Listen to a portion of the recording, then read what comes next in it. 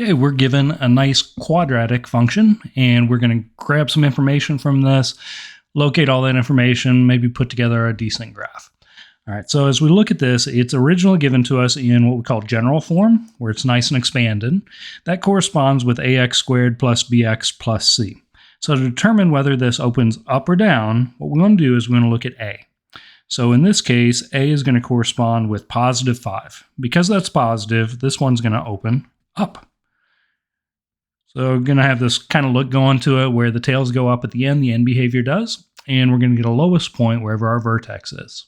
Next, let's go ahead and find that vertex. So the vertex is sometimes represented with hk, h for the x value, k for the y value for the vertex. What we like to know is h is given by this formula negative b over 2a. All right, so to fill in for that, what we want to do is basically go ahead and pick out b and pick out a. We already picked out a, right, for the opens up or down from our original general form. So in our case, b is going to be negative 30. So we're going to get negative of negative 30 over 2 times a. So 2 times 5. A little bit of simplifying down, we get positive 30 over 10, which works out to be positive 3. So 3 for an x value to go with our vertex, and we need a y value to go along with that.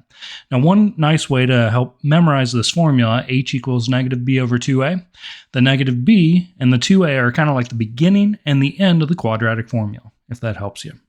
All right, next up, let's go ahead and find k. So because we know the x value for this ordered pair, to get the y value, we don't really need a new formula. What we can do is take our x value and evaluate our original function at that x value. So figure out what is f of 3. So that'll be 5 times 3 squared minus 30 times 3 plus 49, which I think we're looking at 5 times 9, which is 45, minus 90 plus 49, which works out to be positive 4. So 3, 4 is going to go for our vertex here. If we want to put it on the graph over on the right-hand side, 3, 4, that's going to be our vertex to this nice parabola. All right, next up, the axis of symmetry is always given by, it's going to be this nice vertical line that goes right through the middle of our parabola. All right, because it's a vertical line, it's going to be x equals some number, and because it goes through our vertex, we know it has to have the same x value as whatever's on the vertex. So in our case, 3 was the x value for our vertex. So axis of symmetry is going to be the equation x equals 3. Next up, let's go ahead and find our y-intercept. Well, hopefully we know that all y-intercepts occur whenever our x value equals 0. So we'll take that x value, evaluate that into the function. 5 times 0 squared minus 30 times 0 plus 49. Because we have that general form, it always works out to be whatever c is, because 0 minus 0 plus 49 is going to work out to be 49. All right, that is not going to fit on my graph paper here on the right-hand side. It's going to be way, way, way up here. Let's just label it. There's 49.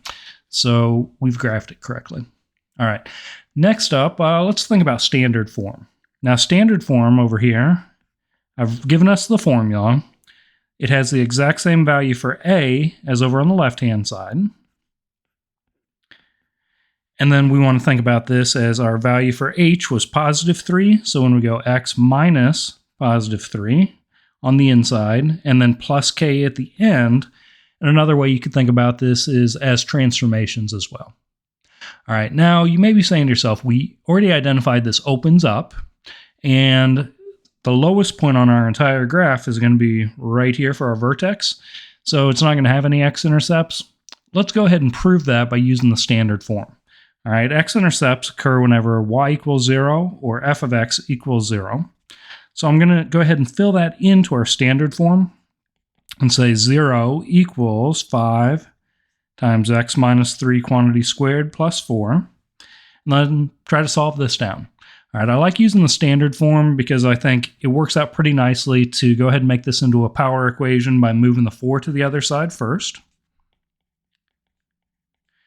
And my goal to make it a power equation is to get it so it's one side all raised to an exponent. So to isolate the set of parentheses, it's squared. So I'll next go ahead and divide both sides by 5. So now -4/5 equals x minus 3 quantity squared. We'll apply a square root to both sides next because we have that square on the right-hand side. Now typically you'd put a plus or minus because we applied the square root to both sides of this equation. But we run into a problem here. Right? The right-hand side, you end up with x minus 3 with the inverse operations kind of coming together there, right? The square root and the square. But on the left-hand side, we're taking the square root, or we're attempting to take the square root of a negative number. When you're taking the square root of a negative number, you're going to end up with an imaginary number. So because this is not a real solution, it's imaginary, we're not going to be able to plot any points on our graph using that. All right, so no real solution going on with finding x-intercepts, which in our case, what that implies is no x-intercepts.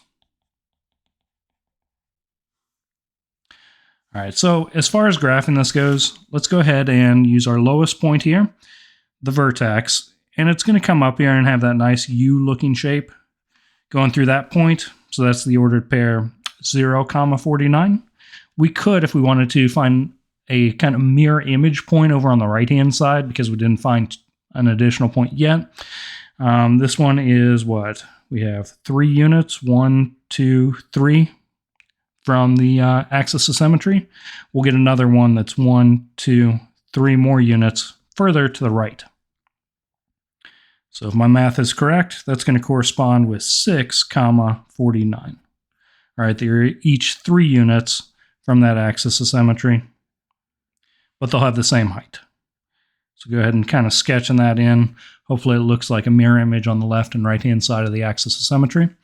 Gathered a bunch of information, got a pretty good looking graph going here.